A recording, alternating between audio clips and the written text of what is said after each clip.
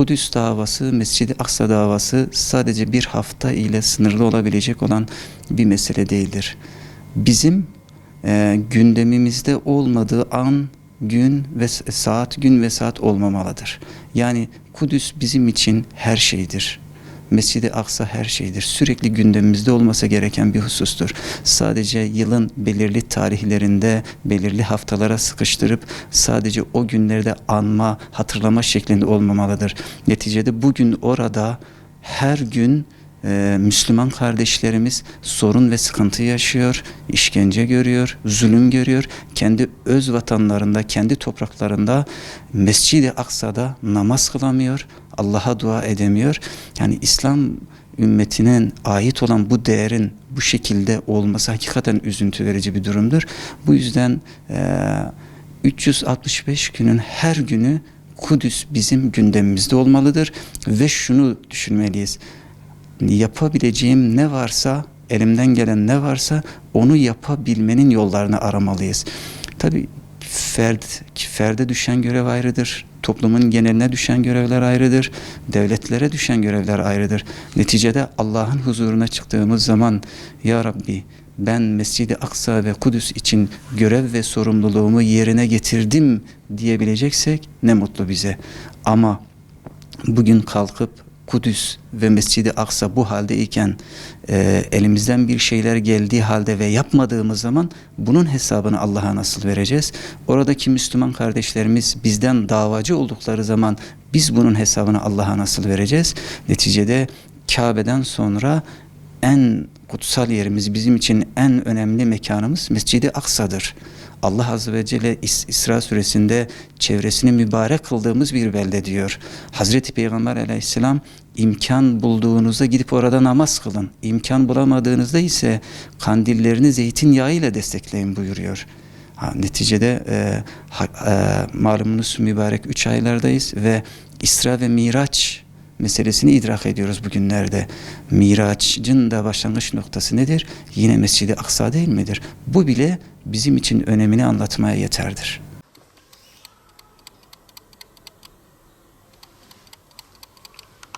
Dünya Kudüs Haftası'nın hayırlara vesile olmasını özellikle diliyorum. Biliyorsunuz ümmetin kanayan bir yarası Kudüs. Hem Müslümanlar için, hem Hristiyanlar için, hem Yahudiler için kadimden beri bizim açımızdan kutsal bir yerdir. Ve bunun Siyonist işgalinin halen devam ediyor olması ve Müslümanların da bu konuya duyarsızlığı elbette ki içimizi acıtan bir haldir. Müslümanların başta Kudüs olmak üzere, dünyada kanayan yara, bütün İslam coğrafyaları başta olmak üzere mazlumların tümünü adil bir şekilde şahitlik etmesi, hakkını hukukunu korumak için daha fazla gayret göstermeye davet ve çağrıda bulunuyorum. Dünya Kudüs Haftası münasebetiyle tekrardan İslam ümmetinin kalplerinin Kudüs'le attığı günleri yaşıyoruz. Aslında biz Müslümanlar peygamberlerin tarihi kadar Kudüs'e sevdalı ve aşığız.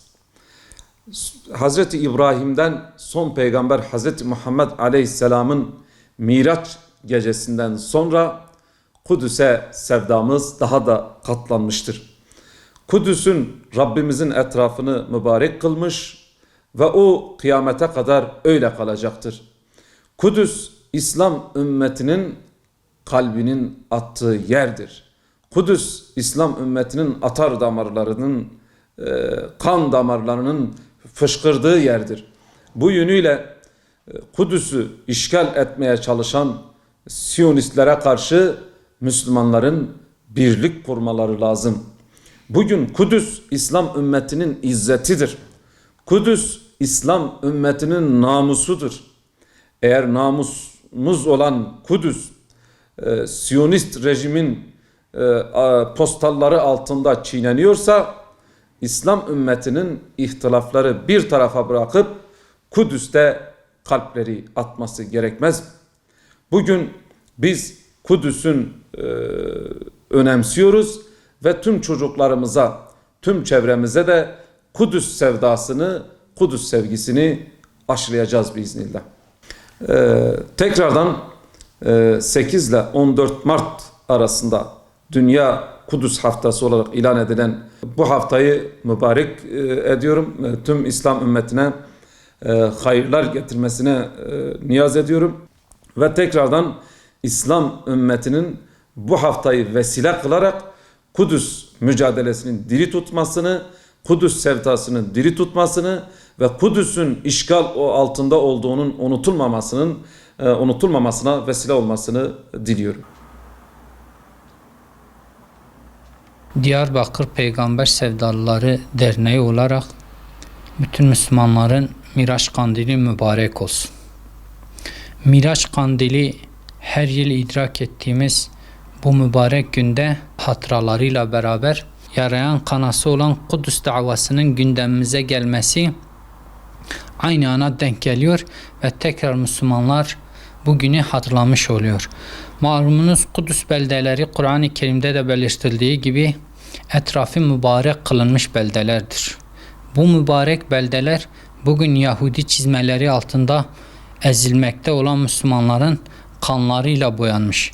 Bu kutsal beldeler bugün işgal altındadır. Ve bugün o kutsal beldeler yine ümmet içinde Selahaddinleri, Abdülhamitleri, Fethi Şikakileri, Ahmet Yasinleri ve Rantisileri beklemektedir. Maalesef ümmet bugün bu kanayan yaramıza yeterli kadar eğilmemekte ve üstünde duramamaktadır. Biz de her vesileyle Müslümanlara bu ümmetin kanayan yarasını hatırlatmak ve bunu Müslümanlar arasında gündem etmek ve her vesilesiyle bunu hatırlatmak için elimizden geleni yapacağız Allah'ın izniyle. Ve biz Kudüs'ün Müslümanların en önemli, en asıl meselesi olduğunu bütün dünya Müslümanlarına hatırlatacağız. Ve malumunuz 8-14 Mart Dünya Kudüs Haftası olarak idrak edilmektedir. Biz de bu vesilelerle ve her vesileyle Kudüs meselesini gündemimize taşıyacağız Allah'ın izniyle. Müslümanlar Kudüs meselesini her ne gündemle olursa ve her ne sebeple olursa olsun bu gündemi canlı tutmalı ve sürekli bunu konuşmalı ve sürekli bunu hatırlatmalı. Yani bugün Allah'ın evi işgal altında. Allah'ın evi sahiplenme bekliyor. Her Müslüman kendi evine sahip çıktığı gibi eğer Allah'ın evine biz sahip çıkarsak Allah'ın izniyle Selahaddinler önümüze geçip Kudüsler tekrar azat olacaktır. Ümidimiz bütün Müslümanların kendi evine sahip çıktığı gibi Allah'ın evine, etrafı mübarek kılınmış o beldelere de sahip çıkmasıdır. Eğer biz o beldelere sahip çıkmamış olursak biz asli görevlerimizden birini yerine getirmemiş olacağız ve Allah'ın huzuruna yüzü ak çıkmayacağız. Maalesef bugün bir avuç Yahudiler orayı işgal etmiş ve Müslümanlarla adeta alay geçiyorlar. İslam ümmeti buna seyirci olmaktan başka elinde hiçbir şey gelmiyor gibi görünürken oysa ki çok şey yapacağımızı biz biliyoruz ve idrak ediyoruz.